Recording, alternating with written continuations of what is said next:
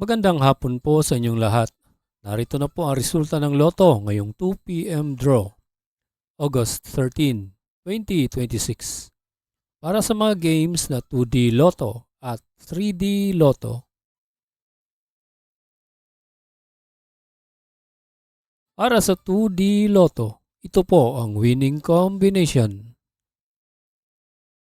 24 and 20 in exact order.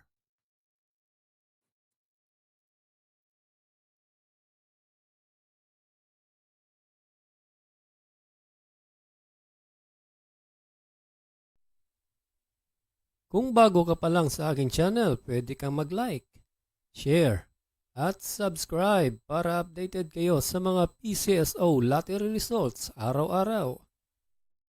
At para sa 3D Lotto, ito po ang winning combination.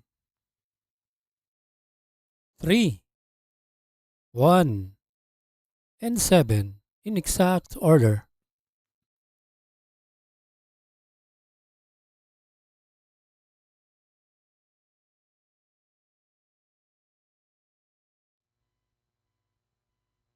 Salamat po sa panonood ng Lotto Results Today by Mr. Wi-Fi. Good luck at maglaro ng responsable. Huwag kalimutang mag-like, share at subscribe. Hanggang sa muli, paalam po sa inyong lahat.